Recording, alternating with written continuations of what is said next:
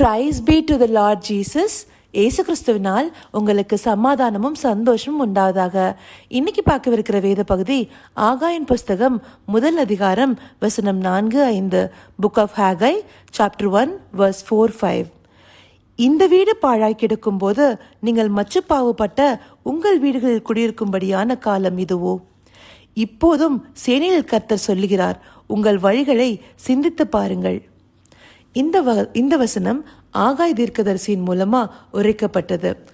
யூத மக்கள் பாபிலோனுக்கு சிறைப்பட்டு போன காலத்திலிருந்து மீண்டு வந்து எருசலேமுக்கு திரும்பின பின்னாடி அவங்க தேவாலயத்தை சரி செய்ய, அதாவது சாலமோன் கட்டின தேவாலயம் இடிக்கப்பட்டு பாலாய் போய் கிடக்குது. அதை சரி செய்யறதுக்கு பதிலாக அவங்க தன்னுடைய சொந்த வீடுகளை வந்து நல்லா வடிவமைத்து அதில் குடியிருக்கிறதுனாலமா உங்களுடைய வழிகளை சிந்திச்சு பாருங்க அப்படின்னு சொல்லி இந்த வசனங்கள் வந்து நம்மளுக்கு உரைக்குது. இந்த வசனத்தில் நம்ம இன்னும் கொஞ்சம் ஆழமாக தியானிச்சு பார்த்தோம்னா, இப்போ இருக்கிற காலகட்டத்தில் நம்ம தேவாலயமாக இருக்கிறதுல எது? நம்முடைய சரீரம். நம்முடைய சரீரமே தேவன் தங்கக்கூடிய ஒரு ஆலயமாக இருக்குது. அப்படி இந்த ஆலயம் நாம் என்ன செய்கிறோம்? இந்த ஆலயத்தில் தேவன் தங்கக்கூடிய அந்த முக்கியத்துவம் கொடுக்குறோமா, இல்லை நம்முடைய சொந்த மாம்ச இச்சைகளின்படி வாழ்கிறோமா? அநேக முறை நம்ம தான் தேவாலயம். இந்த புதிய ஏற்பாடு காலத்தில் வந்து நம்மளுடைய சரீரம்தான் சபையாக இருக்குது. பரிசுத்த ஆவியானவர் வந்து இதில் தங்கியிருக்காரு. நாம் அந்த ஆவியானவரின் சொற்படி நடக்கிறோன்னா அது சரியாக அந்த தேவாலயம் மச்சு பாவப்பட்டு அது சரியாக வடிவமைக்கப்பட்டு இருக்குன்னு அர்த்தம். ஆனால் நாம் மாம்ச இச்சைகளின்படி வாழ்கிறோம்னா, நம்மளுடைய சொந்த கிரிகளின்படி இந்த மாம்சம் எந்த போக்கிலலாம் போகுதோ அதன்படி வாழ்கிறோன்னு அர்த்தம். அதனால இந்த நாளில் தேவன் நம்முடைய வழிகளை சிந்திச்சு பார்க்க சொல்கிறாரு. மாம்ச இச்சைகளின்படி வாழ்கிறதுனா என்ன? நம்மளுடைய சொந்த, அதாவது வந்து நம்மளுடைய மாம்சம் என்ன கேட்கும்? இன்னும் கொஞ்சம் நேரம் தூங்கலாம், நம்ம வந்து ரிலாக்ஸ்டாக இருக்கலாம், இல்லை வந்து நம்மளுக்கு நிறைய வந்து ஸ்ட்ரெஸ்ஸு வேலைப்பளுகள்லாம் இருக்குது, அதனால நம்ம கொஞ்சம் ரெஸ்ட் எடுத்துக்கலாம். தேவனுடைய வார்த்தைகளுக்கும் அதிகாலையில் எழுந்துச்சு அவருடைய தேடுறதுக்கான முக்கியத்துவத்தை நம்ம குறைச்சிடுறோம்.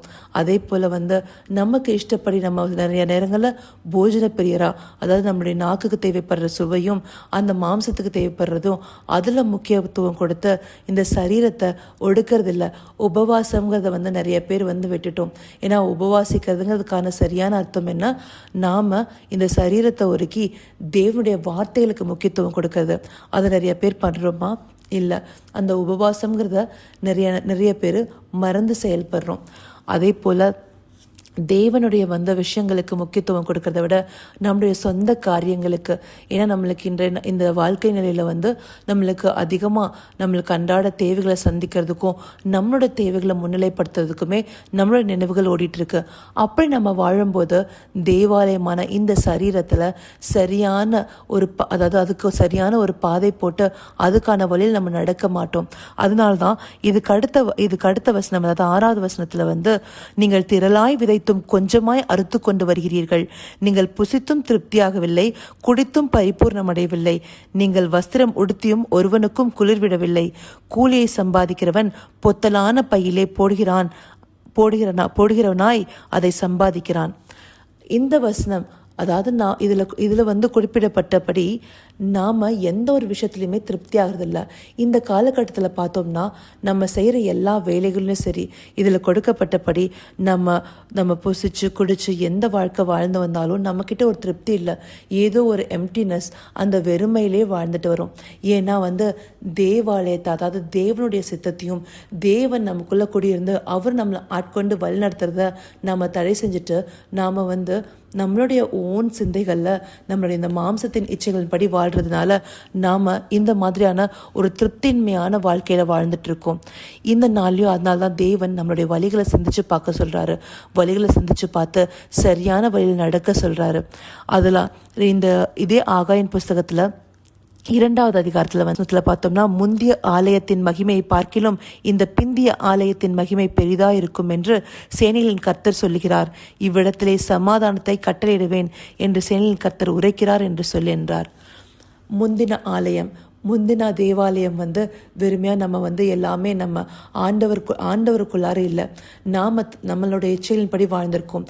ஆனால் பிந்தின தேவாலயமாக காணப்படுறது ஆண்டவர் நமக்குள்ளே வந்து தங்குற அந்த நம்மளோட சரீரமாகிய இந்த தேவாலயத்தில் வந்து ஆண்டவருடைய வந்து முழுமையான அவருடைய ஆக்கிரமிப்பு பரிசுத்த ஆவியானவர் அவர் ஆட்கொண்டு நடத்தும் போது தேவ மகிமை வெளிப்படும். ஏன்னா இதில் வந்து தேவ ஆவியானவர் தாமே குடியிருக்கிறாரு. அப்படி இருக்கிற இந்த ஆலயத்தில் தேவன் சமாதானத்தை கட்டளையிடுறேன்னு சொல்கிறாரு. எப்போ நாம் இந்த தேவாலயத்தை சரி செய்து அவருடைய வழிகளை நடக்கும்போது, அப்போது நம்முடைய வழிகளை சிந்திச்சு பார்த்து நாம் நம்முடைய மாம்சத்தின் படி வாழாமல் நம்ம தேவனுக்கான காரியங்களை முன்னிலைப்படுத்தி வாழ்வோமா?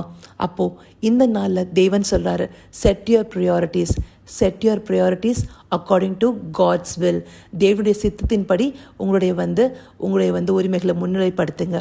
அப்படி நீங்கள் செய்யும்போது உங்களுக்குள்ளார ஒரு சமாதானம் காணப்படும். இந்த சிந்தனை தந்த தேவனுக்கு நம்ம நன்றி செலுத்துவோமா?